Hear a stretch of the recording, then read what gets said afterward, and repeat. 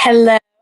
Um, I am starting part 4, and it's called Nick's First Party. It's our first kind of long one, so buckle in. A lot of stuff's going to happen, but like I said, if you're reading it with me for the first time, I can help you to know what to mark. Okay, so this starts on my page 39, and I've labeled it Nick's First Party. There was music from my neighbor's house through the summer nights. In his blue gardens, men and girls came and went like moths among the whisperings and the champagne and the stars. At high tide in the afternoon, I watched his guests diving from the tower of his raft or taking the sun on the hot sand of his beach, while his 2 motorboats slit the waters of the Sound, drawing aquaplanes over cataracts of foam. On the weekends, his Rolls Royce became an omnibus, bearing parties to and from the city between 9 in the morning and long after midnight, while his station wagon scampered like a brisk yellow bug to meet all trains.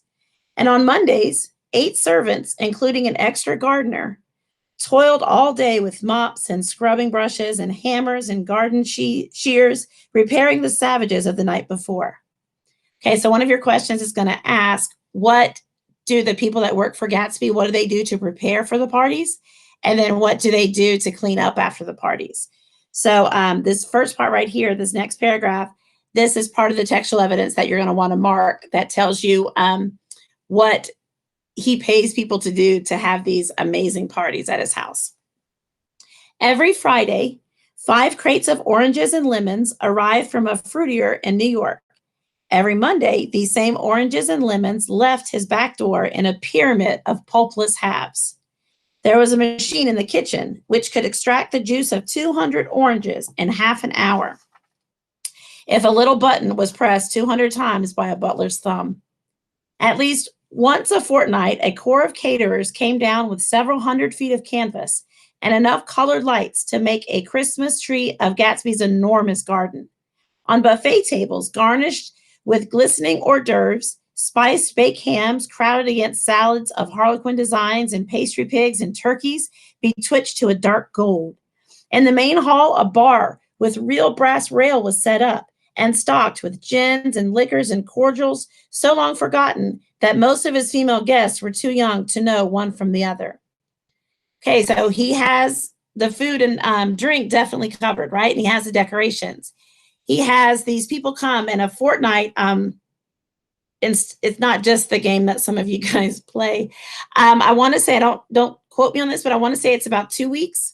Anyway, he has these people come in and like decorate his gardens. The caterers come in and they put all this like huge amounts of food on the tables. And it's not just like chips and dip and like salsa. He says there's a ham, there's turkeys. It's fantastic. And then there's a bar. Now, remember, in the background and the historical context, this is during Prohibition. So it's not unusual that there's all this alcohol, but it does need to be noted that it's illegal for Gatsby to have this alcohol there. But like we talked about, it's not illegal to partake of the alcohol. It's illegal to make it, to manufacture it, or to sell it. So there's a loophole here, but you're going to find out who all the people are here, and nobody's really going to get in trouble when you see who all is showing up to his parties. Okay, so again, lots of food, lots of drinks, and then we're going to see what else is offering some entertainment. By 7 o'clock, the orchestra has arrived. No thin 5-piece affair, but a whole pit full of oboes and trombones and saxophones and viols and cornets and piccolos and low and high drums. The last swimmers have come in from the beach now and are dressing upstairs. The cars from New York are parked 5 deep in the drive. And already the halls and salons and verandas are gaudy with primary colors, and hair shorn in strange new ways, and shawls beyond the dreams of the Castile. So put your finger there and stop just for a second. Remember, we talked about the new woman, and this is the first time that these women are, like, feel comfortable cutting their hair really short because it's their hair and they can do what they want and they have this independence.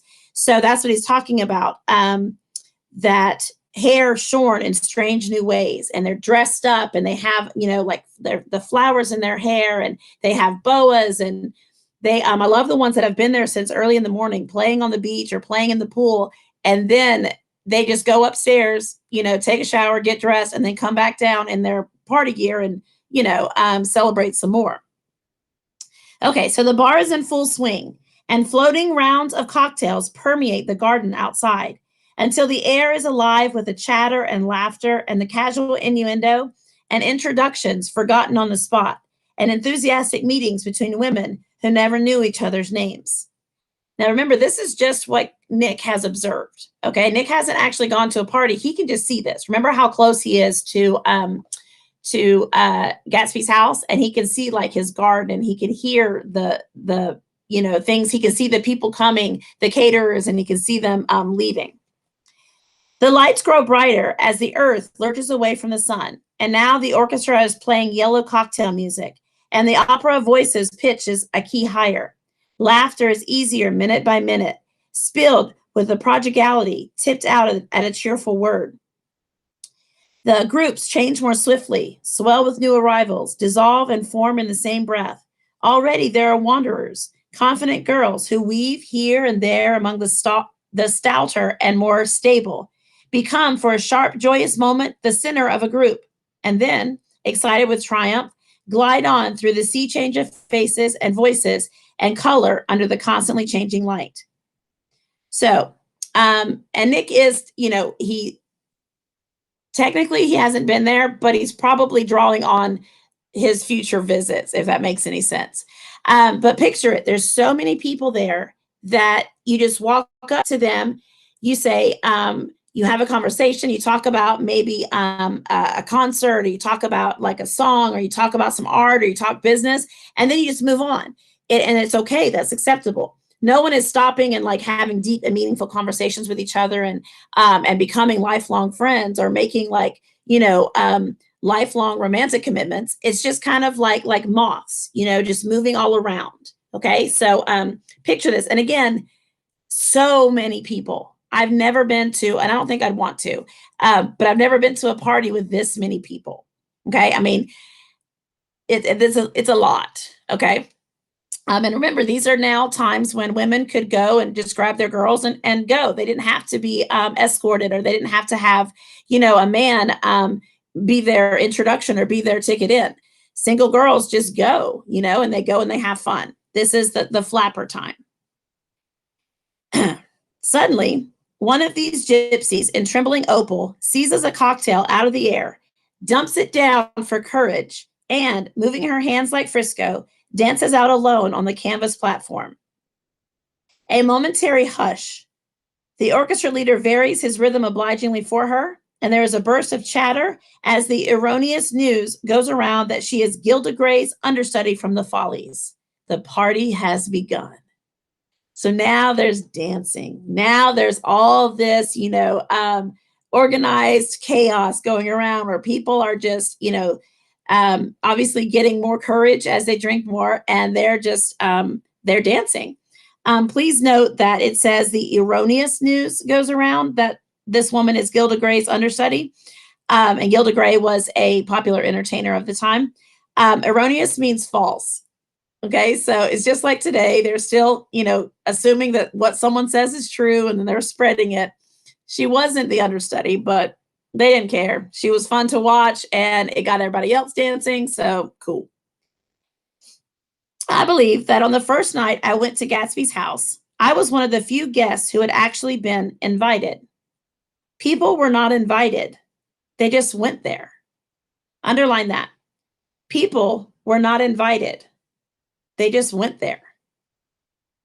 They got into automobiles, which bore them out to Long Island, and somehow they ended up at Gatsby's door. Once there, they were introduced by someone who knew Gatsby, and after they, sorry, I'm going to start over. I might need some water too. Hold on.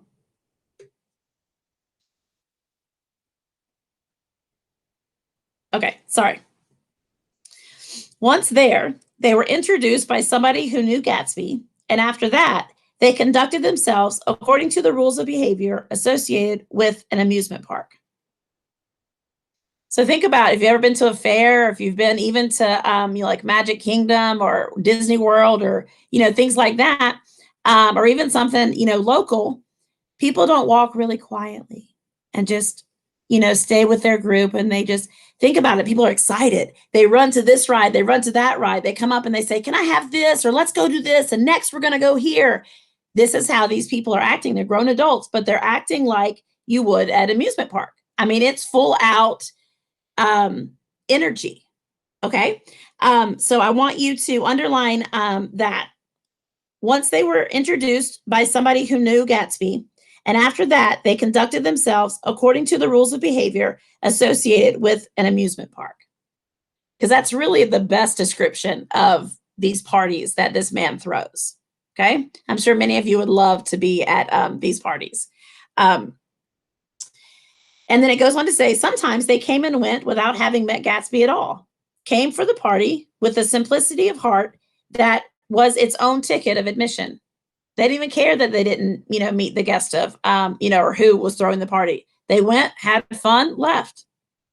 Okay, now, Nick says that he thinks that he was the only one that has ever, or that night at least, that had received an invitation. Usually people don't get invitations, they just show up. It's just a thing that's happening. It's the party scene. Okay. This next paragraph, I want you to note, because you're going to be asked about it in your questions. I want you to note that this is how Nick gets invited, this invitation. I had actually been invited. A chauffeur in a uniform of robin's egg blue crossed my lawn early that Saturday morning with a surprisingly formal note from his employer. The honor would be entirely Gatsby's, it said, if I would attend his little party that night. He had seen me several times and had intended to call on me long before, but a peculiar combination of circumstances had prevented it. Signed, J. Gatsby, in a majestic hand. So somebody, his chauffeur, dressed in robin's egg blue, which I've come to love that color because of this novel, comes over and he's very formal. He has a engraved, I'm sure, invitation. He hands it to Nick, very formal like, and Nick reads it, and he's being invited to Gatsby's little party. And I love that, Nick puts that in quotes, because my goodness, it's not a little party. But Gatsby is very polite, very, he's showing great manners. He says, I apologize. I've meant to invite you before, but, I'm busy. Things have happened. I know that you live nearby. So definitely please come to my party. Okay. So I'm sure any of us, if we got that invitation, we'd be right there. So dressed up in white flannels, I went over to his lawn a little after 7 and wandered around rather ill at ease among swirls and eddies of people that I didn't know, though here and there was a face that I had noticed on a commuting train. I was immediately struck by the number of young Englishmen dotted about, all well dressed, all looking a little hungry, and all talking in low, earnest voices to solid and prosperous Americans. I was sure that they were selling something, bonds or insurance or automobiles. They were at least agonizingly aware of the easy money in the vicinity and convinced that it was theirs for a few words in the right key. So when he first gets there, we have a question about what is his immediate impression of the party guests, and using textual evidence. This part is, it looks like they're all kind of like salespeople. They're selling something, either insurance or, cars or something. And they're using this first part of the party to make some connections, to make some, business connections. So he feels like there's just, it just looks like money, like if you can be, if you can find the right person, if you can say the right thing, you can sell whatever it is that you're selling. And so that's kind of his first, impression of the people at the party. And again, it's, for a lot of people, it's hard to go to a party not knowing anybody, not knowing. He does see some faces that he recognizes, but he doesn't know anybody, and not even the one throwing the party. So that would be a little bit intimidating for a lot of people. As soon as I arrived, I made an attempt to find my host, but the 2 or 3 people of whom I asked his whereabouts stared at me in such an amazed way and denied so vehemently any knowledge of his movements that I slunk off in the direction of the cocktail table, the only place in the garden where a single man could linger without looking purposeless and alone. Okay, so he's asking people, even the people that are working for Gatsby, like, you want to meet the person who invited you. So you're like, have you seen Mr. Gatsby? And they're kind of like, that's weird that you're even asking this Mr. Gatsby. No, I don't know where he is. And some of them I've never seen him. Yeah, I work here, but okay. So at this point in this recording, I have put a. If we were in class, I would show you this scene, and I tried to put it in this video, but it doesn't record right, and I didn't want you put you through that. So I want you to pause it. And on Google Classroom, I have posted a link to a YouTube scene, and it's about maybe like 4 minutes, but it shows it's the latest film version of The Great Gatsby. And while a lot of it isn't like exactly like the novel, this party scene, I think they nail. Okay, this party scene, and it starts when Nick walks over with his invitation, but it's pretty dead on the way that I think Fitzgerald was picturing it. So I want you to pause this right here. Go watch that clip. Again, there's a link on the Google Classroom on this assignment, and then come back to reading it. Okay, so hopefully you went and you watched that 4-minute video, and you're back. Thank you for returning to my my reading of part 4. You saw that Nick is asking people, and he kind of looks a little bit dorky because no one else has an invitation. Nobody else is like trying to find the host. But so in the book, though, he says he kind of just slinks off to himself. Well, we're going to start back here. I was on my way to get roaring drunk from sheer embarrassment when Jordan Baker came out of the house and stood at the head of the marble steps, leaning a little backward and looking with contemptuous interest down into the garden. So this kind of happens similarly in the film, but he sees Jordan. Welcome or not, I found it necessary to attach myself to someone before I should begin to address cordial remarks to the passersby. So remember, he doesn't have a great connection with Jordan, but at least he's had dinner with her. So he says, I'm going to go ahead and start talking to her before I just make a real fool of myself, just talking to anybody who walks by. Hello, I roared, advancing toward her. My voice seemed unnaturally loud across the garden. I thought you might be here, she responded absently as I came up. I remembered you lived next to... She held my hand impersonally as a promise that she'd take care of me in a minute, and gave ear to 2 girls in twin yellow dresses who stopped at the front of the steps. So she's in the middle of talking to Nick, but she wants to continue, but she also needs to say something to them. So she kind of like holds his hand, and then she's looking at these 2 girls who are in yellow dresses. Hello, they cried together. Sorry you didn't win. That was for the golf tournament. She had lost in the finals the week before. You don't know who we are, said one of the girls in yellow, but we met you here about a month ago. You've dyed your hair since then, remarked Jordan. And I started, but the girls had moved casually on, and her remark was addressed to the premature moon, produced like the supper, no doubt, out of a caterer's basket. So again, that's what people did. They just kind of said a couple things and they moved on. Or they might have, said something, asked something, not waited for the answer. And this was just, it's very impersonal. It's very, it's fun. But again, nobody's making these lifelong connections. They're just kind of talking to each other, significantly, and then moving on to the next person. With Jordan's slender golden arm resting in mine, we descended the steps and sauntered about the garden. A tray of cocktails floated at us through the twilight, and as we sat down at a table with the 2 girls in yellow and 3 men, each one introduced to us as Mr. Mumble. Now, I find this funny because when I read this in 11th grade, I did not pick up on this at all. But there's all these people here, and it's got to be kind of hard to understand people as they're talking. There's music, there's laughter, there's, people talking and maybe talking louder.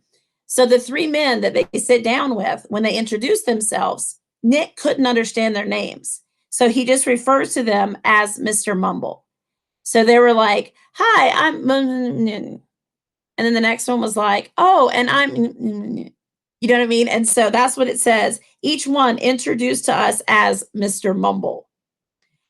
Do you come to these parties often? Inquired Jordan of the girl beside her. The last one I the last was the one I met you at, answered the girl in a confident voice. She turned to her companion. Wasn't it for you too, Lucille? It was for Lucille too. I like to come, Lucille said. I never care what I do, so as I always have a good time. When I was here last, I tore my gown on a chair, and he asked me my name and my address. Inside of a week, I got a package from Croyer's with a new evening gown in it. Did you keep it? Asked Jordan. Sure, I did. I was going to wear it tonight, but it was too big in the bust and it had to be altered. It was gas blue with lavender beads. $265. Okay, so now this girl that they're sitting at the table with tells this story that the last time she was there, she sat down and she tore her dress. Well, he finds out her address and sends her a brand new one. And this he is Gatsby, okay? So he literally, like, he probably doesn't know her. I guess it could have been his fault because, it was his chair, but she wasn't expecting him to buy her a new dress, right? And again, in the 1920s, a dress for $265, that's a lot. Okay, so it's not just some, like cute little dress that you might find at like a chain store or something like that. I mean, this is a nice dress. And so Jordan is like, wow, and so this is kind of it's not really a normal thing for people to do.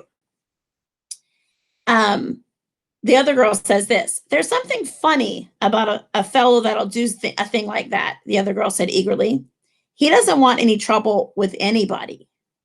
Who doesn't? I inquired. Gatsby. So Nick, again, kind of clueless, bless his heart. He doesn't know who they're talking about. We know it's Gatsby. And the fact that she says he doesn't want any trouble with anybody, what do you think that means? What can be inferred about Gatsby because of this statement?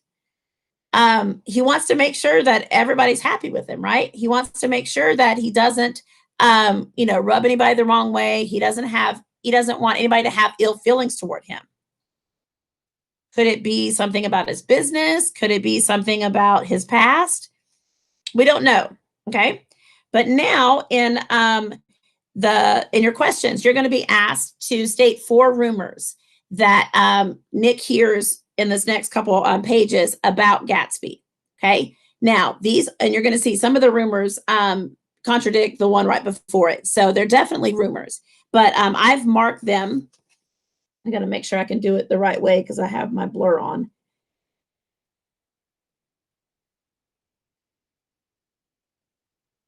I've just marked them with like numbers. Okay. So she answered Gatsby. Somebody told me the 2 girls and Jordan leaned together confidentially. Somebody told me that they thought he killed a man once. A thrill passed over all of us. The 3 Mr. Mumbles bent forward and listened eagerly. I don't think it's so much that, argued Lucille skeptically. It's more that he was a German spy during the war. One of the men nodded in confirmation. I heard that from a man who knew all about him, grew up with him in Germany, he assured us positively.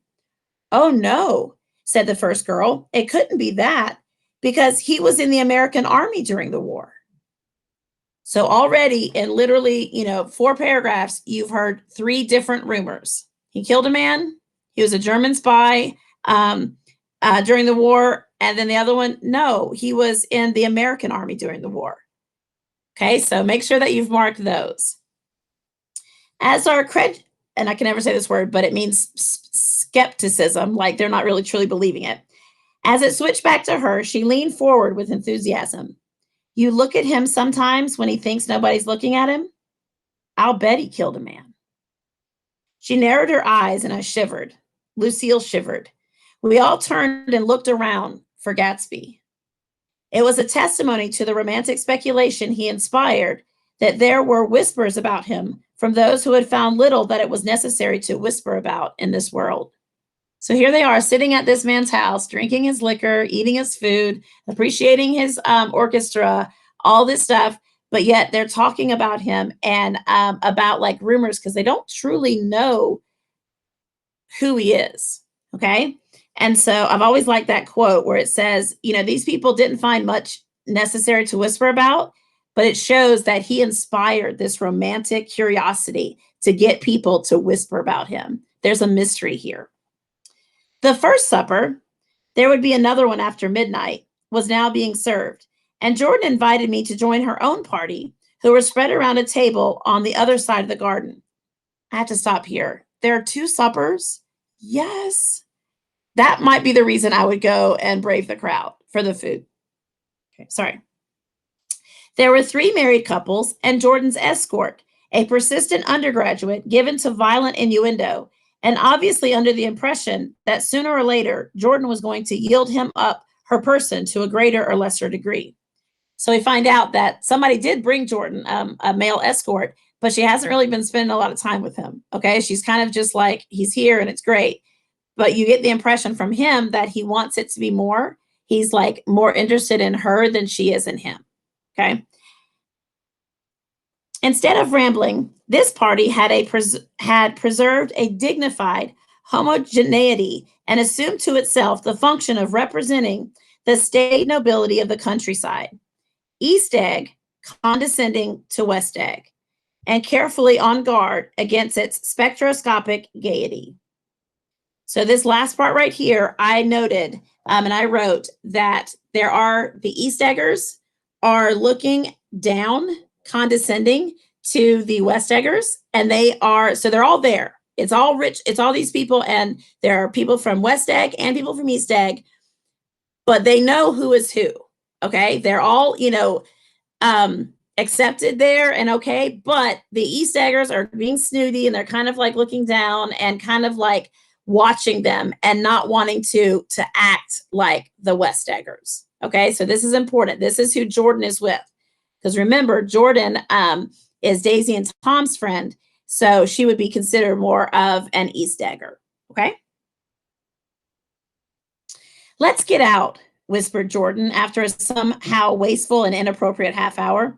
This is much too polite for me.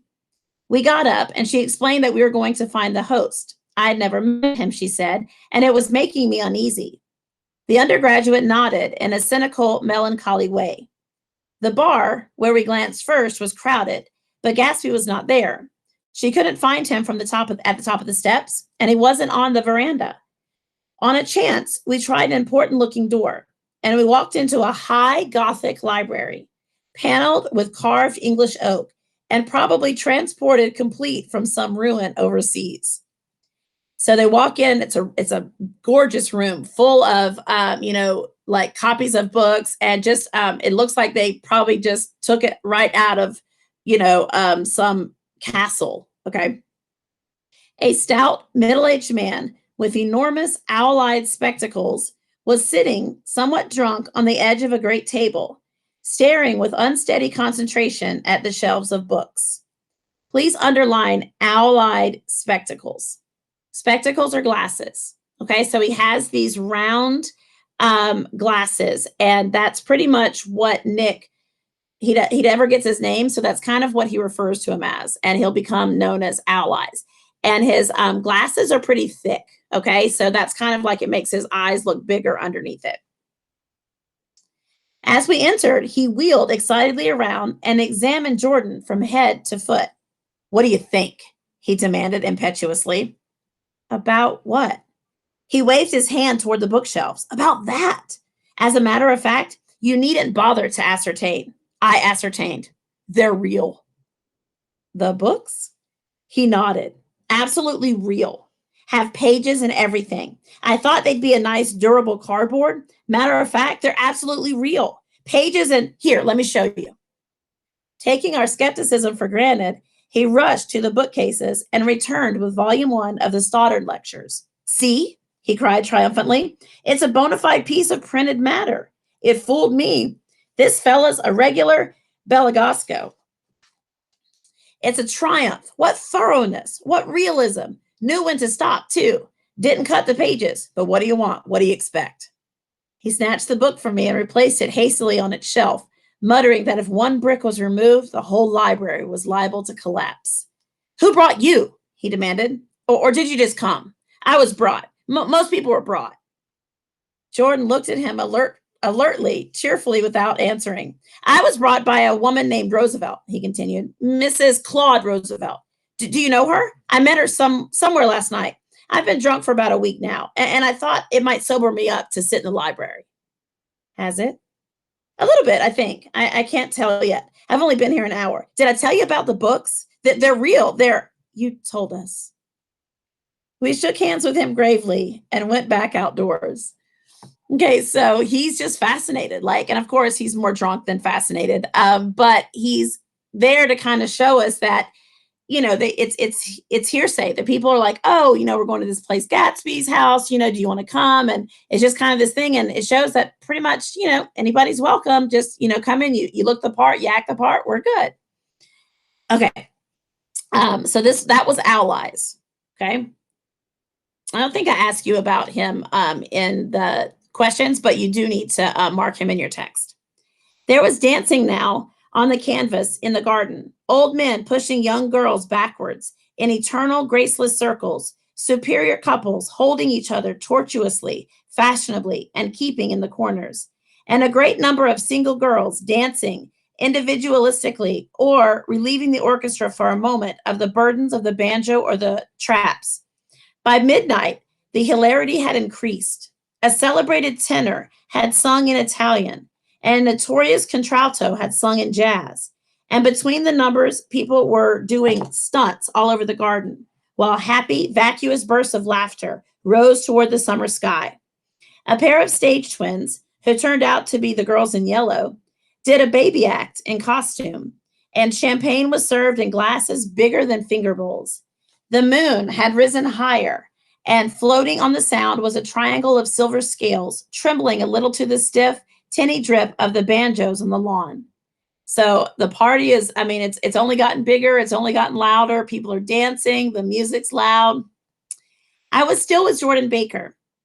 We were sitting at a table with a man of about my age and a rowdy little girl who gave away upon the slightest provocation to uncontrollable laughter. I was enjoying myself now. I had taken 2 finger bowls of champagne, and the scene had changed before my eyes into something significant, elemental, and profound. At a lull in the entertainment, the man looked at me and smiled. Your face is familiar, he said politely. Weren't you in the 3rd Division during the war? Why, yes. I was in the 9th Machine Gun Battalion. I was in the 7th Infantry until June 1918. I knew I'd seen you somewhere before. We talked for a moment about some wet little gray villages in France. Evidently, he lived in the vicinity, for he told me that he had just bought a hydroplane and was going to try it out in the morning. You want to join me, old sport? Just near the shore along the Sound. What time? Any time that suits you best. It was on the tip of my tongue to ask him his name when Jordan looked around and smiled. Having a gay time now? She asked. Much better. I turned again to my new acquaintance. This is an unusual party for me. I haven't seen the host. I live over there. I waved my hand at the invisible hedge over the distance. And this man, Gatsby, sent over his his driver, with an invitation. For a moment, he looked at me as if he failed to understand. I'm Gatsby, he said suddenly. What? I exclaimed. Oh, I beg your pardon. I thought you knew, old sport. I'm afraid I'm not a very good host. Okay, so I went back and I made sure that I marked when he says I was still with Jordan Baker and we were sitting with a table of a man about my age. I put Gatsby there so that I would remember. Nick kind of accidentally makes a fool of himself. And I'm just now realizing, and I'll have to fix this, that quote or that video that I gave you, it's not the one that I normally show because I got it off of YouTube, but I think it shows too much. So I'm probably not going to, I'm talking to myself. Anyway, I'll show you this part again if you've already seen it or if you haven't seen it. They're neat. I don't know how I'm going to do it. But when Gatsby turns and he realizes that Nick doesn't know that he's Gatsby and he says, I'm Gatsby. It's like, I don't know, it's fantastic. They do it great in the film. They have fireworks off in the back. You've seen memes. But dang, I got some goosebumps. But anyway, Nick probably feels a little foolish. He's here talking about, this invitation that he's got and this man, and then he realizes he's talking to him. But Gatsby has a way about him. Gatsby doesn't make him feel stupid for not knowing. This next part, right after he says, I'm afraid I'm not a very good host, you need to mark this quote, because this quote you're going to be asked about. And it tells a lot about Gatsby that Nick realizes about Gatsby in literally the first moment he speaks with him. So I'm going to read it. He smiled understandingly, much more than understandingly. It was one of those rare smiles with a quality of eternal reassurance in it that you may come across 4 or 5 times in life. It faced, or seemed to face, the whole external world for an instant, and then concentrated on you with an irresistible prejudice in your favor. It understood you just as far as you wanted to be understood, believed in you as you would like to believe in yourself, and assured you that it had precisely the impression of you that, at your best, you hope to convey. That is quite a smile, you guys. So this man that he's just met makes Nick feel, with his smile, makes him feel important, makes him feel like Gatsby, this stranger, is seeing the very best in him. This is all done with just a smile. Okay, so this is Gatsby's way. This is the first actual impression that he has, where it's, speaking to him, and he makes him feel like, dang, this guy, sees me, sees the good in me, sees, who I truly am, and has an irresistible prejudice in my favor. We think about prejudice being against something, but prejudice is also for something.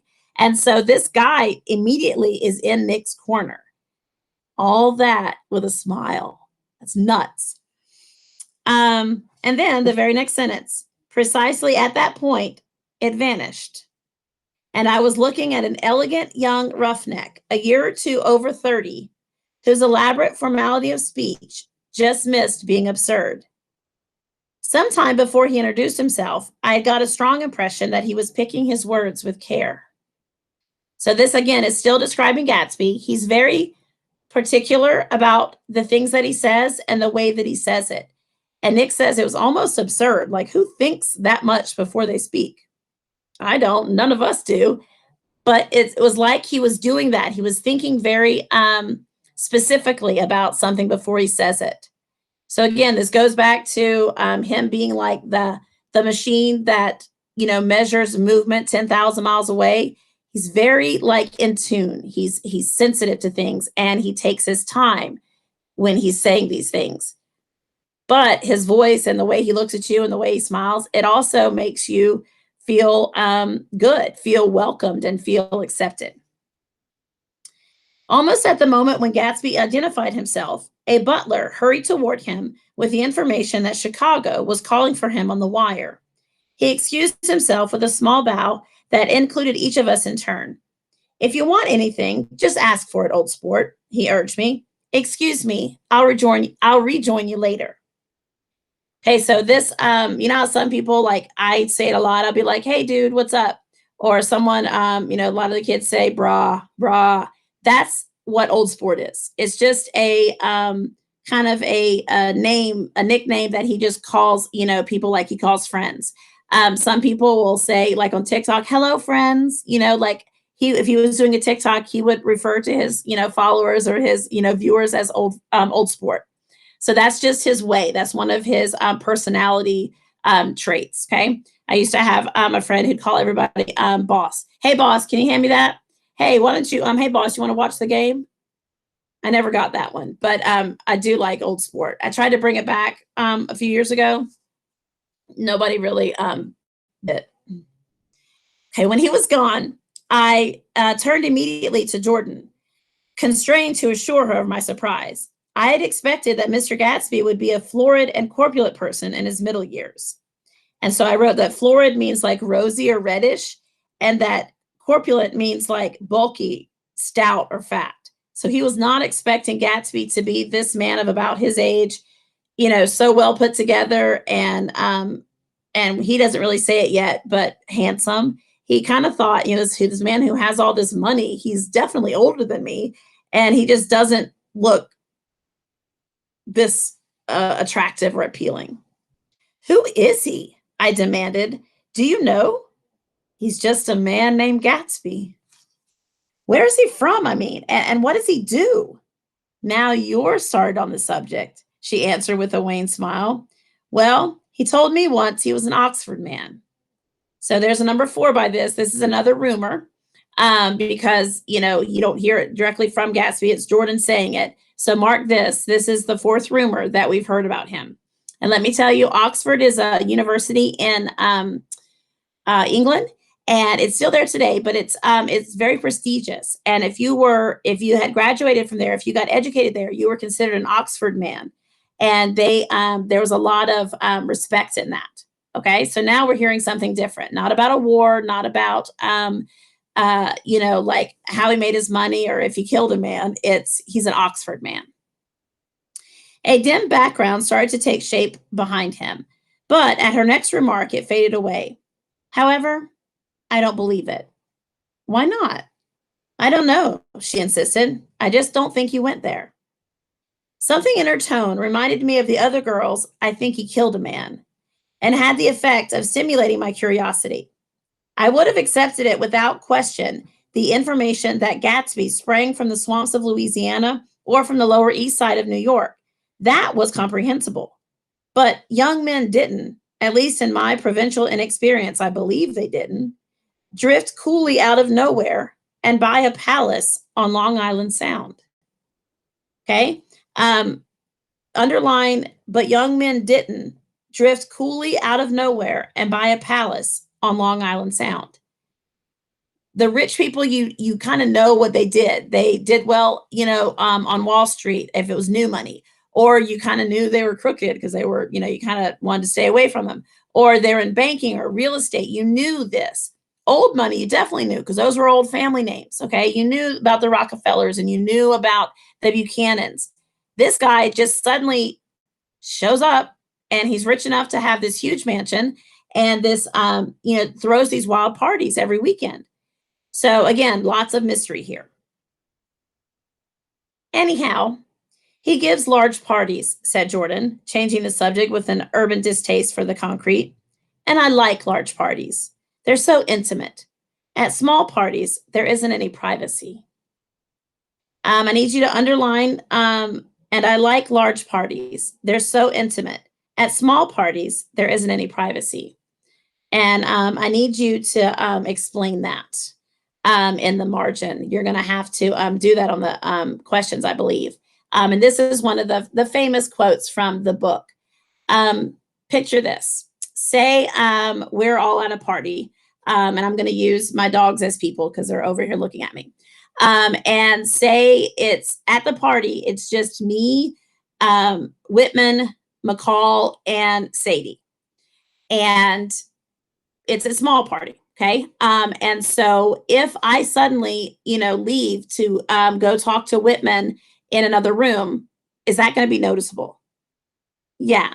So that's what she means. At small parties, there's no privacy. At large parties, you can disappear with someone. You can take a group, somewhere else without everybody knowing what you're doing. You can maybe, sneak a kiss or do something like that without everybody seeing it.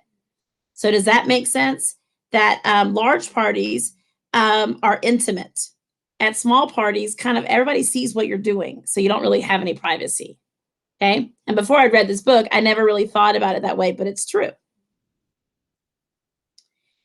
There was a boom of the bass drum, and the voice of the orchestra leader rang out suddenly above the echo late. I can't ever say it, and I even have it written phonetically for myself, but it's in the garden. Ladies and gentlemen, he cried, at the request of Mr. Gatsby, We are going to play for you Mr. Vladimir Tostov's latest work, which attracted so much attention at Carnegie Hall last May. If you read the papers, you know there was a big sensation. He smiled with jovial condescension and added, some sensation, whereupon everybody laughed. The piece is known, he concluded lustily, as Vladimir Tostov's Jazz History of the World. The name of Mr. Tostov's composition eluded me because just as it began, my eyes fell on Gatsby, standing alone on the marble steps and looking from one group to another with approving eyes. His tan skin was drawn attractively tight on his face, and his short hair looked as though it were trimmed every day. I could see nothing sinister about him. I wondered if the fact that he was not drinking helped to set him off from his guests, for it seemed to me that he grew more correct as the fraternal hilarity increased. So mark this description of how Gatsby is acting at his own party. He's not joining in the groups. He's standing kind of on the top of the steps, and he's just watching. He doesn't have, people around him. But he looks like he approves. He likes that, the people are here. Also, he's not drinking. As the night and the hours go on, the other people get more drunk. They drink more and they get louder and they get sillier and they maybe, do things that they wouldn't do sober. Well, he is sober. So there's a question there. Why is he not drinking? And, it kind of looks like as the other people get more drunk, he gets kind of more sober and more correct. Okay, so keep that in mind. When the jazz history of the world was over, girls were putting their heads on men's shoulders in a puppyish, convivial way. Girls were swooning backward playfully into men's arms, even into groups, knowing that someone would arrest their falls. But no one swooned backward on Gatsby, and no French bob touched Gatsby's shoulder, and no singing quartets were formed with Gatsby's head for one link. So again, he's not dancing with a girl. He's not, hugged tightly to someone. People are getting a little bit mellow, because the night's wearing on. And there's shoulders, with heads on them, but he's not doing it. Okay, so keep this in mind. And again, he's attractive. He's rich. This is his house. I'm sure there are girls that would like to have their head on his shoulder, but I beg your pardon. Gatsby's butler was suddenly standing beside us. Miss Baker? He inquired. I beg your pardon, but Mr. Gatsby would like to speak to you alone. With me? She exclaimed in surprise. Yes, madam. She got up slowly, raising her eyebrows at me in astonishment, and followed the butler toward the house. I noticed that she wore her evening dress, all of her dresses, like sports clothes. There was a jauntiness about her movements, as if she had first learned to walk upon golf courses on clean, crisp mornings. So she leaves to go talk to Gatsby, and she's kind of surprised about it, and Nick is alone again. I was alone, and it was almost 2. For some time, confused and intriguing sounds had issued from a long, many-windowed room which overhung the terrace. Eluding Jordan's undergraduate, who was now engaged in an obstetrical conversation with 2 chorus girls and who implored me to join him, I went inside. The large room was full of people. One of the girls in yellow was playing the piano, and beside her stood a tall, red-haired young lady from a famous chorus engaged in song. She had drunk a quantity of champagne, and during the course of her song, she had decided ineptly that everything was very, very sad. She was not only singing, she was weeping too. Whenever there was a pause in the song, she filled it with gasping, broken sobs, and then took up the lyric again in a quavering soprano. The tears coursed down her cheeks, not freely, however, for when they came into contact with her heavily beaded eyelashes, they assumed an inky color and pursued the rest of their way in slow black rivulets. So her mascara is running, okay, because she's singing and crying. Now, I'm sure you guys don't understand this, but a lot of adults, when they drink too much, they get very emotional. So this is what's happening. She's very drunk, It's, 3 in the morning, 2 or 3 in the morning, and she's performing, but suddenly, for whatever reason, it's making her very sad. So she thinks it's a good idea to continue to sing the song, but also weep. I find this very funny. If I was there, I would also find it very funny. But what makes it even worse is that she kind of starts looking like an idiot, more so because there's literally like runs of mascara down her cheek, like, not even in straight lines, just kind of like going, because as her tears hit her mascara, they like the inky black like runs down her face. A humorous suggestion was made that she sing the notes on her face, whereupon she threw up her hands, sank into a chair, and went off into a deep Venice sleep. So she didn't appreciate that. So she just passed out. She had a fight with a man who says she's her husband, explained a girl at my elbow. I looked around. Most of the remaining women were now having fights with men said to be their husbands. Even Jordan's party, the quartet from East Egg, were rent asunder by dissension. So they're all kind of in bad moods, okay? They're fussing with each other. The people that came together, they're kind of grouchy and kind of, dissension means they're arguing. There's like, some conversation between them where there's disagreement. One of the men was talking with curious intensity to a young actress, and his wife, after attempting to laugh at the situation in a dignified and indifferent way, broke down entirely and resorted to flank attacks. At intervals, she appeared suddenly at his side like an angry diamond and hissed, "You promised," in his ear. So one of the people that Dick doesn't, she sees that her husband is kind of flirting and talking to a really pretty actress.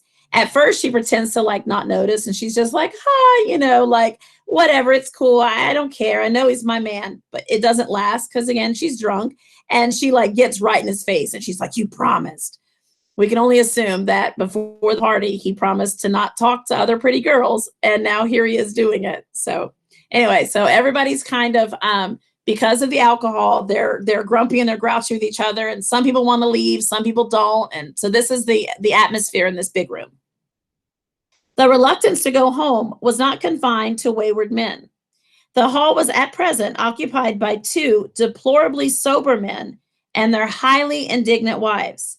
The wives were sympathizing with each other in slightly raised voices. So the two women don't want to go home and they're drunk, but their husbands are sober and they're ready. Okay. So they're talking to one another. Whenever he sees I'm having a good time, he wants to go home. Never heard of anything so selfish in my life. We're always the first ones to leave. So are we. Well, we're almost the last tonight, said one of the men sheepishly. The orchestra left in half an hour ago. In spite of the wives' agreement that such malevolence was beyond credibility, the dispute ended in a short struggle, and both wives were lifted, kicking into the night. So literally the men had to pick up their wives to get them in the car to take them home. As I waited for my hat in the hall at the door of the library opened, and Jordan Baker and Gatsby came out together. He was saying some last word to her, but the eagerness in his manner tightened abruptly into formality as several people approached him to say goodbye. Jordan's party were calling impatiently to her from the porch, but she lingered for a moment to shake hands. "I've just heard the most amazing thing," she whispered. "How long were we in there?" "Why, about an hour." "It was simply amazing," she repeated abstractly. "But I swore I wouldn't tell it, and here I am tantalizing you." She yawned gracefully in my face. "Please come and see me. The phone book under the name of Miss Sigourney Howard, my aunt." She was hurrying off as she talked. Her brown hand waved a jaunty salute as she melted into the party at the door. So the mystery continues. What in the world could Gatsby have talked to her about for an hour? And now, of course, Nick knows about it, and she wasn't supposed to tell him, but she does, make him know that she's interested. So please call me.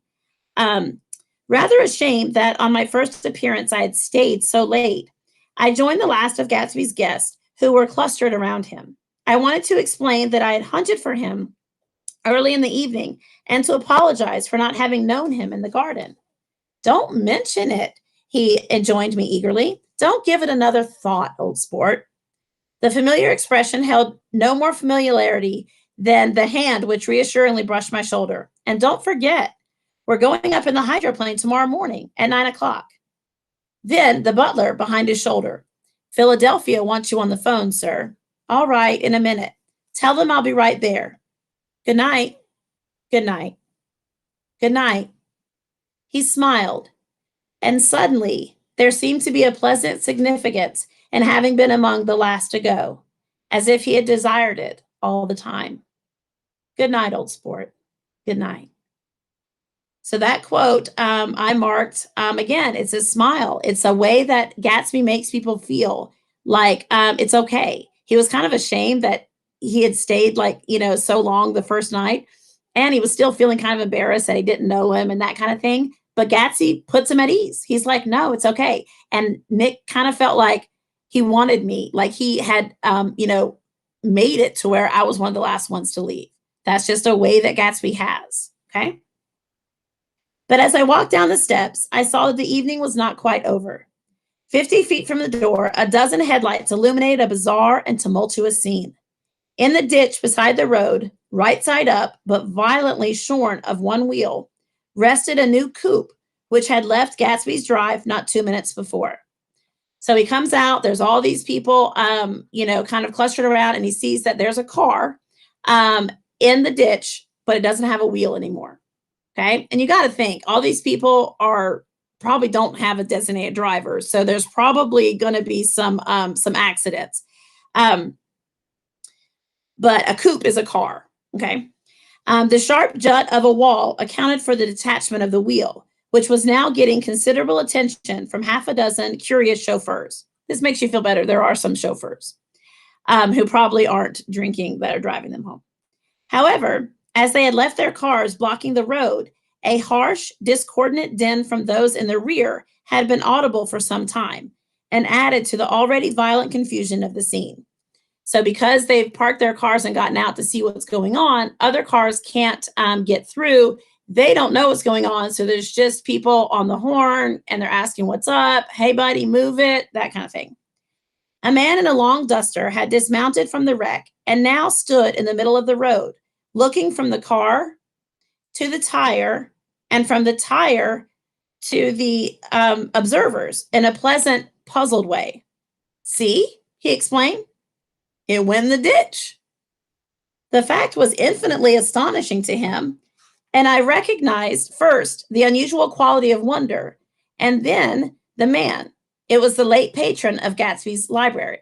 And I wrote that this is Owl Eyes again, remember? And Owl Eyes was not sober the last time we saw him. How did it happen? He shrugged his shoulders. I know nothing whatsoever about mechanics, he said decisively. But how did it happen? Did you run into the wall? Don't ask me, said Owl Eyes, washing his hands of the whole matter. I know very little about driving, next to nothing. It happened. That's all I know. Well, if you're a poor driver, you oughtn't to try driving at night. But I wasn't even trying, he explained indignantly. I wasn't even trying. An awed hush fell upon the bystanders. Do you want to commit suicide? You're lucky it was just a wheel, a bad driver, and not even trying? You don't understand, explained the criminal. I wasn't driving. There's another man in the car. The shock that followed this declaration found voice in a sustained ah as the door of the coupe swung slowly open. The crowd, it was now a crowd, stepped back involuntarily, and when the door had opened wide, there was a ghostly pause. Then, very gradually, part by part, a pale, dangling individual stepped out of the wreck, pawing tentatively at the ground with a large, uncertain dancing shoe.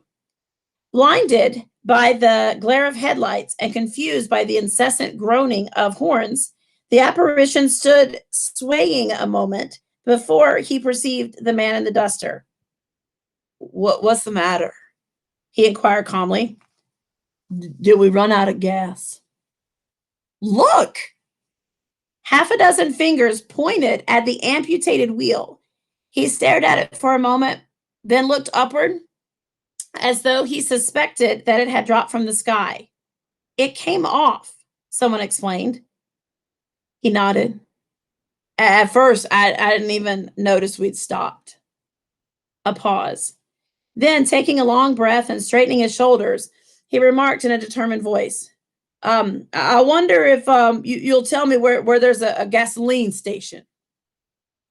At least a dozen men, some of them a little better off than he was, explained to him that wheel and car were no longer joined by any physical bond. Back out, he suggested after a moment. Put her in reverse. But the wheel's off. He hesitated. No harm in trying, he said. The caterwauling horns had reached a crescendo, and I turned away and cut across the lawn toward home. I glanced back once. A wafer of a moon was shining over Gatsby's house, making the night fine as before, and surviving the laughter and the sound of his still glowing garden. A sudden emptiness seemed to flow now from the windows and the great doors, endowing with complete isolation the figure of the host, who stood on the porch, his hand up in a formal gesture of farewell. Okay, so that's the end of part 4. That last part of it's to reintroduce allies a little bit, but it's also to show the type of people when they're leaving, and that it's just they're careless, they're not very they're not being super like attentive and that kind of thing. Okay, so thank you for coming to part 4 of The Great Gatsby.